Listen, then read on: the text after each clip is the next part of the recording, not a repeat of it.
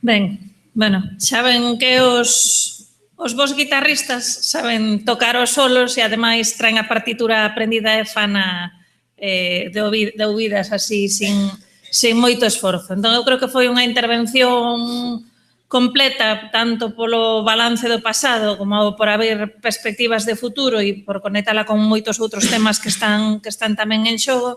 E temos aínda tempo para preguntas, para coloquio. Entón, quen quera pedir a palabra.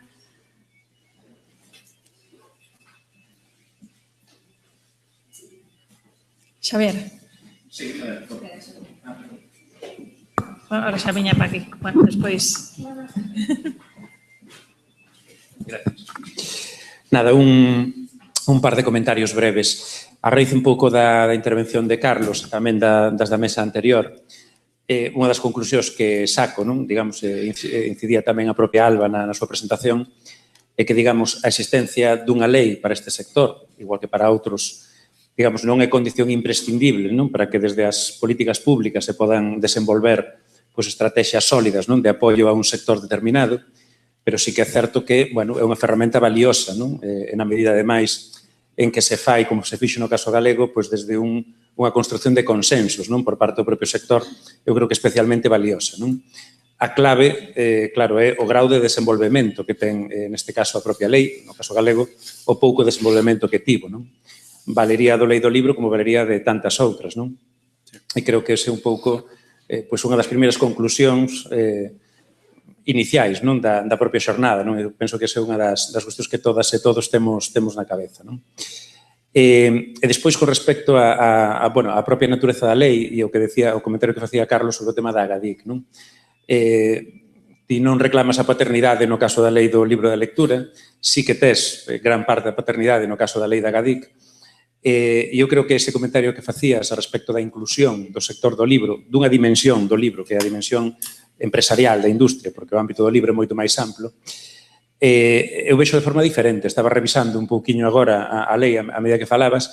Eu creo que a Agadic non tería ningún problema. Na propia exposición de motivos da lei da Agadic se di explícitamente que a transformación de IGA en Agadic se fai, digamos, para pasar dunha lógica sectorial, un organismo vinculado únicamente ás artes escénicas e á música, a un organismo de outro tipo, unha axencia que aborde dunha forma estratégica o apoio ao ámbito da produción privada, dos sectores privados e, por tanto, industriais, se lle queremos chamar así, non? E aí, de forma explícita, non se nomean os sectores, pero sí que na explicación que se fai, despois no articulado, prevese perfectamente que o ámbito do libro, da industria do libro, pode ser perfectamente un deses sectores, non? Eu que creo que no caso da Agadic ocorre igual que no caso da lei do libro. No caso da Agadic temos unha lei do 2008 que despois non se empeza a desenvolver ata 4 anos despois. O Estatuto da Agadic é de 2012. Non? Por lo tanto, temos, no ámbito cultural galego, creo que temos ferramentas, poden ser mellorables, pero en todo caso son ferramentas que poderían dar de sí, pero o que faltou, digamos, foi vontade política e, digamos, unha vontade de, pola propia Xunta de Galiza, neste caso, de asumir o papel que eu entendo que lle corresponde como administración que ten o papel central no desenvolvemento e na planificación das políticas culturais nese ámbito. Non? Entón, bueno, non era unha pregunta en sí, sino un par de reflexións pequenas a respecto das intervencións. Non? Totalmente de acordo, Xavier. Vamos, non sei que máis engadir. Sí que é moi preocupante esta especie de traballo de Sísifo, non? Que moitas veces se plantexa nos ciclos políticos, porque eu penso que como país deberíamos tamén reflexionar un pouco como sucedemos ou como asumimos os resultados de outras legislaturas para outro tipo de enfoques, non? E eu creo que, a pesar de que, a ver, da época do bipartito, parece que o único que fala nestes momentos é o PP, máis que nada para falar mal, sempre nos pon a feder, non? Pero é sintomático de algo. De feito, hai moitas pegadas todavía da acción política administrativa que se fixo naquela época que todavía pervive. O problema é que pervive pero sin azos, sin vida, porque obviamente aí sí que a visión política do Partido Popular é netamente distinta e eu creo que eu non acepto esta visión puramente simbólica das políticas culturais que moitas veces asume o Partido Popular, non? De que isto, vamos, o actual secretario xeral de Política Lingüística me vai perdonar, pero moitas veces falando con el notas que a xente, que os cargos do Partido Popular o único que queren é que non pase nada, que non se lle remexa o galiñeiro, e máis ou menos ir tirando, pero creer realmente no sector, traballar para superar as eivas obxectivas que todos vemos, creo que se traballa bastante pouco. Para algo é un partido conservador, non? De feito, conservan aí as leis, as conservas en formol, e, bueno, están aí. Non fan mal, pero tampouco fan ben. Aí, sí. Hola, nesa valoración a posteriori que faz da lei do libro e da lectura, como ves, por exemplo, a lei do Estado español é lei do libro da lectura e das bibliotecas, e aquí van separadas. Lei do libro da lectura e, por outra banda, a das bibliotecas. E, ademais, así como a lei do libro da lectura é moi ambiciosa, a nova que se fixo de bibliotecas é bastante similar á anterior e moi conservadora, tal como falabas agora. Crees que se fora en conxunto podería, digamos, as bibliotecas ser un sector que apoyase esas eivas que tiña a lei do libro e da lectura que acabas de mencionar ou non ten nada que ver? É dicir, como valoras eso de que vayan por separado? A ver, normalmente as opcións de política normativa de por que faz unha lei sobre un determinado sector, un determinado ámbito, obedecen máis que nada a inercias e a tradicións, non? E ese tamén foi un debate probablemente infinito de como separar, ou se é conveniente separar e hasta que punto se pode separar o que é regulación de depósito cultural, de patrimonio cultural, de outros aspectos máis dinámicos, máis creativos da cultura, da política cultural. Por que se fai unha lei de bibliotecas singular? Pois obedece a unha tradición. Se podería facer unha lei do libro da lectura das bibliotecas galegas? Pois perfectamente, simplemente sería integrar e probablemente habería cousas moi positivas nese sentido. De feito, creo que é un dos puntos onde hai que reflexionar cara ao horizonte unha política normativa máis omnicomprensiva dos problemas, que é a tese que eu manifestei nesta intervención. Penso que, por exemplo, a regulación das bibliotecas, a lei de 2012 de bibliotecas, que contén regulación sobre bibliotecas escolares, merece unha posta en común coa política de estímulo do libro. Penso que se gañaría en do campo de xogo e, por tanto, en pertinencia da política pública. De cara ao futuro, penso que se podería afrontar perfectamente unha refundición de ambas normas. Algunha pregunta máis?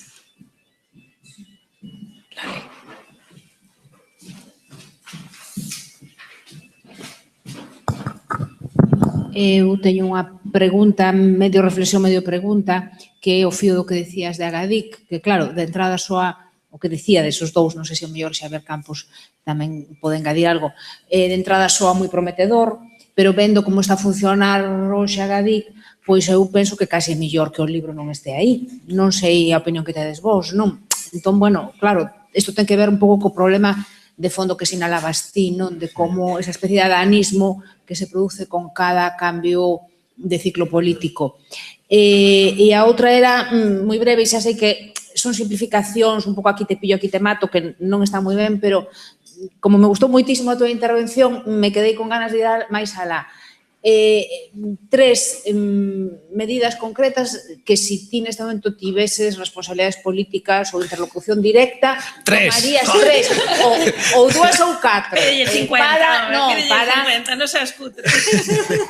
Digo por resumirmos un pouco e, bueno, por non ir a letra pequena, non? É dicir, de todo o que ti, de todos os camiños que abriches, cales serían os prioritarios neste momento para, efectivamente, actualizar e facer viable na Galicia do 2016 post-crise e con todo o desenvolvemento legal que houbo polo medio e a lei.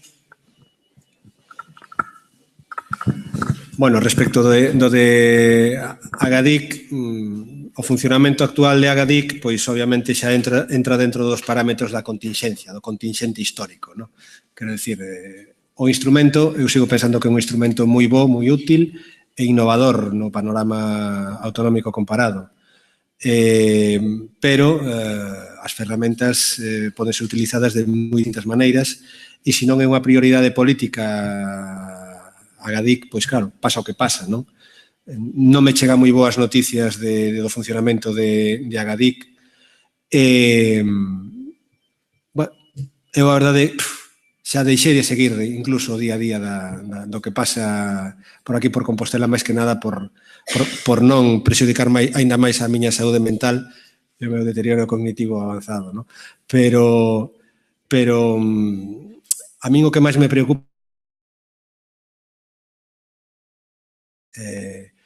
non teñen punch no conxunto de acción da Xunta de Galicia. É dicir, non, o cultural non se vive con paixón polos xestores, non se entende realmente o importante que é a identidade deste país e da nosa responsabilidade como xeración de afianzar a nosa cultura. Eu creo que non se vive e iso leva a que, bueno, pois haxa moita mediocridade, haxa moita perda de tensión. Eu, a verdade, penso que, sinceramente, as tres maiorías absolutas do PP están causando estragos na Xunta de Galicia porque penso que hai un aburrimento, un tedio, non hai pulso.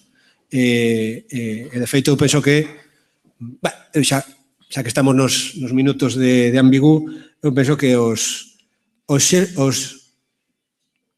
conselleiros teñen niveles de xefe de servizo, os directores xerais teñen niveles de subdirector, os directores teñen niveles de xefe de sección. Quer dizer que hai unha perda de capacidade política e administrativa manifesta para tirar realmente polas políticas públicas. Lo digo sin acritud, desde el cariño e el respeto. Pero eu teño esa visión que non me parece tan... desde o máximo respeto que teñen todos os xestores da Xunta de Galicia, pero me parece que a veces a tensión hai que dala desde arriba, e se non se dá desde arriba, pois non hai. Medidas para un plan de choque respecto da lei do libro e da lectura. A primeira, desde logo, é facer un estudo de impacto normativo. Quer dizer, facer unha avaliación, unha diagnose, un balance da aplicación da lei. Como se fai? Se se fai dentro da casa ou se se fai externalizando a cousa, se se fai encomendándolle un traballo ao Consello da Cultura Galega, bueno, aí as fórmulas xa son a gusto do decisor político. En calquer caso, que se tome en serio facer unha análise obxectiva, contrastada e plural. Non me vale que se fuxan dos datos empíricos, non me vale que se designen persoas de confianza que sepamos que nunca nos van facer dano. Non. É importante que as diagnoses se fagan de maneira profesional e de maneira responsable. E a partir de aí, eu creo que, como dixen, xa non sei se poderá facer nesta legislatura, eu creo que non, pero de cara a unha futura legislatura eu me plantexaría realmente con este argumentario que acabo de engadir e contrastando cos datos empíricos que te dá un pouco tamén as luces largas por onde podes ir, eu penso que habería que facer unha modificación da lei para aumentar a súa densidade normativa e atar mellor o orzamento público ao sector. Eu creo que hai marxe. Aínda que non teñamos máis diñeiro no seu conxunto na comunidade autónoma, eu penso que hai todavía marxe para dar medidas de estímulo tanto para o libro como para a lectura. E, bueno, por decir algo máis concreto, a ponencia de hoxe, pois vos la poñerei ao vosso dispor e tratarei de publicala para que sirva para algo, non? Ali atrás, creo que hai... ¿no? É que creamos moi pouco, mentre vai chegando o micrófono, creamos moi pouco coñecemento sobre as nosas propias leis. E isto é un déficit que ten causas, claro. É que eu creo que hai un interés de que non se fale das leis e que as leis sexan simplemente unha especie de decorado de spaghetti western, porque esta é a nosa tradición normativa patria. Me refiro de la outra, non da nosa. Es decir, aquí, desde que nos anos 50 nos peleábamos aí con la ONU para decir que éramos un Estado de Dereito, seguimos con unha tradición de utilizar as leis como ferramenta de creación dun plató. E Manolo Fraga fixo moito por continuar esa tradición porque, no fondo, el era un dos membros máis conspicuos desa tradición do spaghetti western, non? E sinceramente, que hai moitas leis autonómicas que precisamente se sacan ao doga e se deixan aí. A Xunta ten uns déficits terribles de desenvolvemento regulamentario, pero non nesta materia, en todas. E iso son causas endémicas que teñen a ver coa concepción mesma do produto lei en Galicia, que é un produto, como digo, máis pensado para a decoración que para a transformación social. Eu só apuntar unha cousa engadindo isto que di Carlos, un exemplo concreto que, digamos, co que me atopei eu estes días. Eu traballo máis en temas de dereito ambiental. O ano pasado aprobouse con gran pompa e ao fío de que os portugueses estaban levando todas as empresas para Portugal e había que conseguir que quedaran no solo galego, unha lei que se chamou Lei de Iniciativas Empresariais de Galicia e que se bautizou, sobre todo os dos sectores ecoloxistas, como Lei de Depredación de Galicia. Esa lei aprobouse no mes de outubro. Puramente propagandística e, digamos, con uns efectos desreguladores bastante claros. No mes de decembro foi modificada ca lei de acompañamento de orzamentos. Iso mostra hasta que punto mandas unha lei non pulida ao Parlamento que non te chega a durar nin 2 meses. Está tan mal feita, digamos, se o efecto que queres cumplir é ter portadas nos xornais e contrarrestar ese efecto de que se están creando moitas empresas no norte de Portugal e non no solo galego industrial que hai a 15 kilómetros. E entón chegan ao doga cousas que duran 2 meses no doga. Entón, eso é un pouco o que comenta Carlos, que unha boa parte das leis que temos no ordenamento autonómico, moitas están xa desfasadas, entón xa non deixanse de utilizar polo paso do tempo.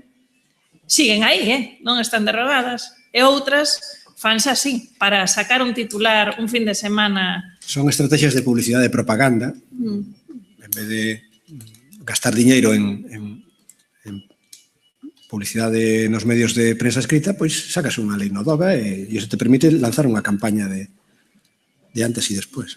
En fin, había unha pregunta por aí. Había unha, sí. Pode ser a última, creo que xa estamos xusto no tempo así casi de feche. Non, máis atrás, unha rapaza... Non levantou detrás a de negro e vermello. Non. Equivoquei meu, entón estaba peinando. Non hai ninguna máis, logo. Bueno, pois entón, moitas grazas a todas e a todos. Eu creo que o coloque tamén foi enriquecedor e pola tarde quedades emplazados e emplazadas ás 4:30 da tarde puntuais, porque hai moitísima xente para falar moi interesante e así despois podeses sair a tomar unha caña acabando cedo. Bueno,